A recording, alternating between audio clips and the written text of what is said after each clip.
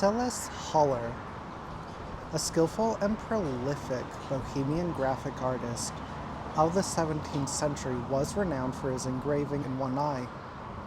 In this etching, a griffin poses placidly surrounded by numerous plants, flowers, and insects, and a pineapple. Plot twist: several sources indicate that this work, previously attributed to Haller, may instead just be after his style. Regardless of who created the etching, we can agree that the griffin is a mythical half-eagle, half-lion creature, which in various cultures guards the gold of the kings, as well as other priceless possessions.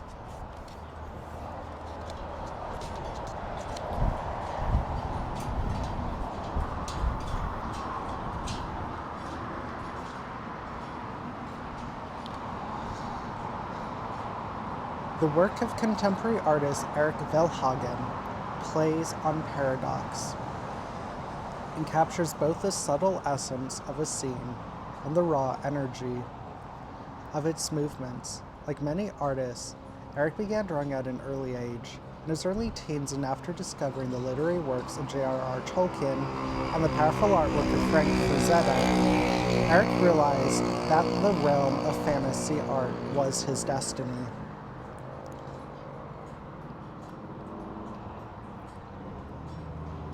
Surrealist Leonore Fini created a complex menagerie of both traditional and non-traditional beasts in her art.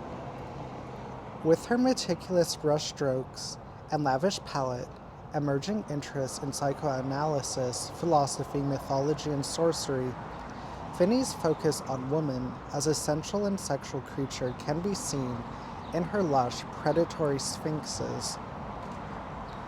The mythical creature is emblematic of Fini's simultaneous affinity for what lurks in the border between artifice and natural realities, and taking the artistic fascination with the motif of an animal-human hybrid somewhat literally.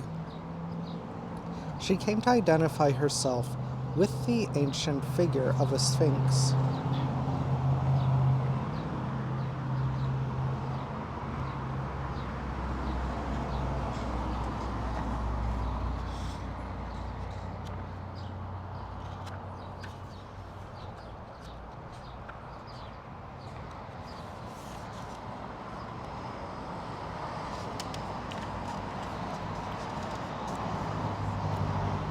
Orvelta's Ven is one of 16 rare watercolor illustrations by Otto Dix, a German painter and printmaker best known for anguish-exploited human figures representing the turmoil of his time.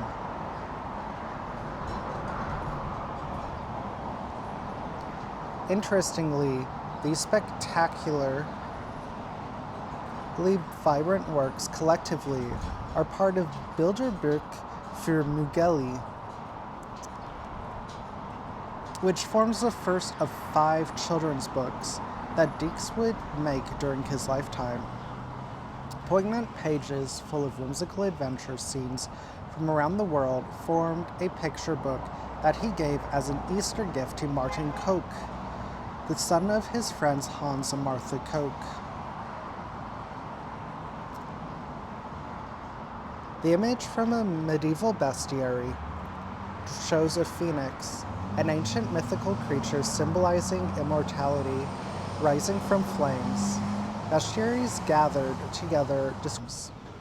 In most bestiaries, these animals are described in relation to ideas of Christian morality. The creatures themselves were not as important as the moral truths that they revealed in their explanation.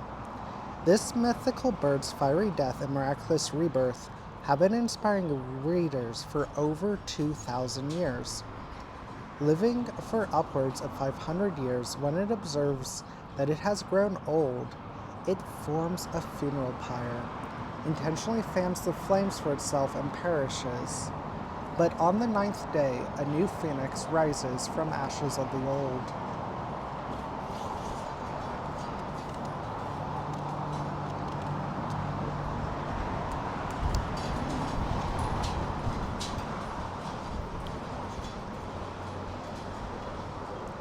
A work of no small renown, the 1946 painting The Temptation of St. Anthony by Salvador Dali serves as a considerable example of the surrealist ideas in Christian iconography. Often associated with this flamboyant artist, although Dali's piece didn't win the contest it was entered for, the winner was, in fact, Max Ernst. It went on to become one of the artist's most famous and influential pieces.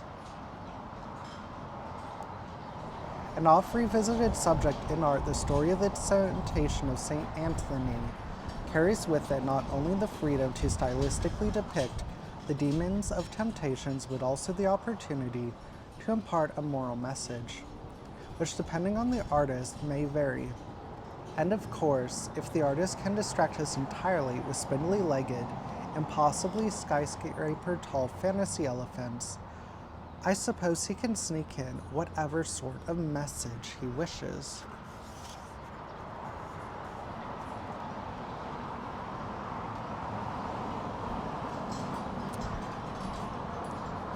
This work from German painter and graphic artist Max Frey is not titled Don't Talk to Me or My Sea Slug Ever Again, but I sure wish it was, because the subject's face is certainly giving that kind of energy.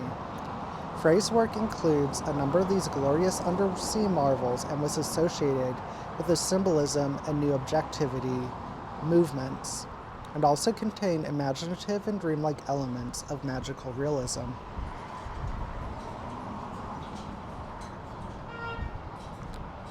Often thought of one of the most consequential artists in the history of Northern Renaissance art, as well as one of the greatest of all German religious painters, Matthias Grünewald favored the mystical spiritual style of late medieval European art.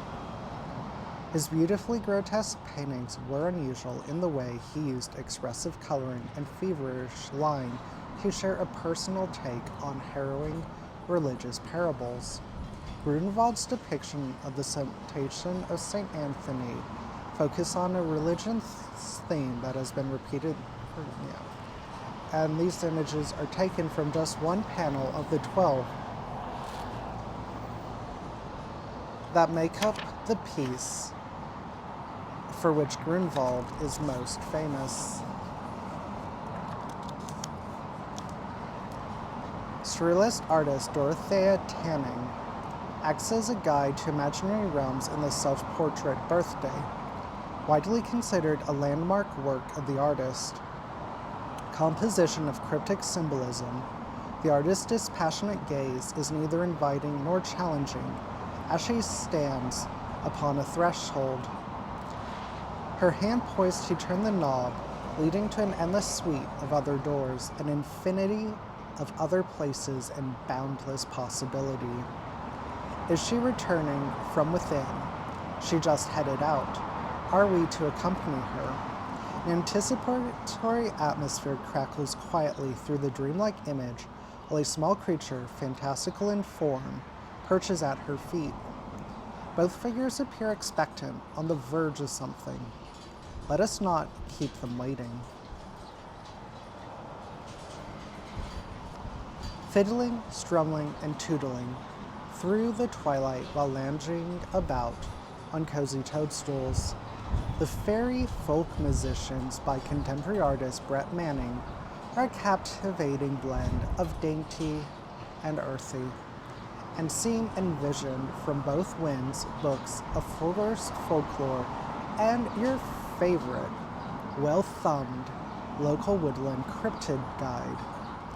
A maker who wears many hats, probably woven by gnomes with spider silk and beetle wings, Manning's whimsical magic creations take the form of illustrations as well as cavorting and capering all over the clothing that she designs.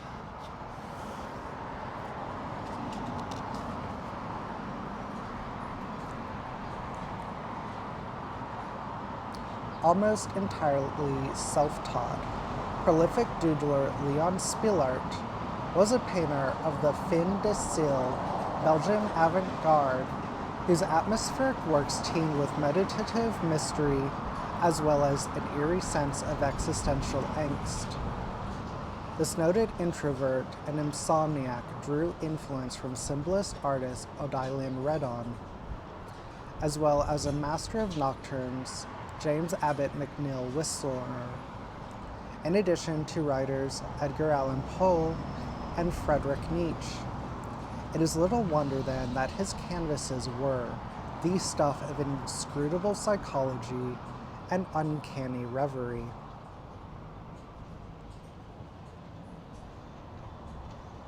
Although his typical works include peculiar portraits and moody nighttime street views and seascapes, in the otherworldly glooms of this haunting landscape, the fantastical figure of a faun is playing the pipes while leading a herd of goats across a darkened field, illuminated by the barest slivers of moonlight.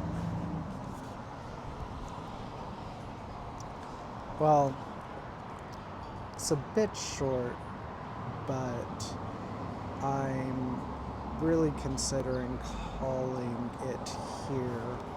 Although, it's just, well, now that I say it, the wind does seem to have finally died down. But no, every time I've been thinking it's dying down, it picks up. I seem to be somehow getting hit from two directions. I guess I'm glad I was finally able to test out this new stick. I have mixed feelings about it. I do like a lot of aspects of it, but it's really unfortunate that it does not seem to be able to the one thing I was hoping it would do, which is just be able to, set up so I could just go from straight down. Since I've been watching Bardic broadcasts lately, and he's been going over some of the old Conan comic books, and I really liked his angle. And it's also something I'd been wanting to try out previously as well, but those strings really motivated me to dig this out since,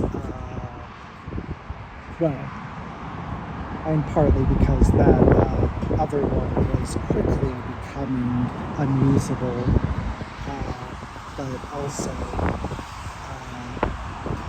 since I was wanting to try out that sort of angle, but unfortunately it just does not seem to be able to do that. I guess, I felt I was being a little bit unfair with how badly I felt about that one. I believe I almost resorted to calling it a scam product, but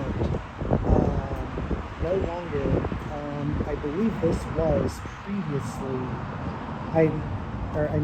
this was basically the exact same price, and just the feel of it, it's so much sturdier. That other one was basically a ripoff. I can't believe they charged as much as that for a very flimsy, shoddy product. I mean, I don't think I used it that rigorously, and, it was breaking off in pieces in only a few months.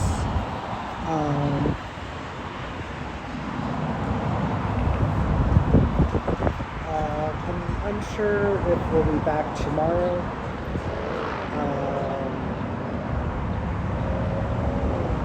The next raid for sure will be on Friday.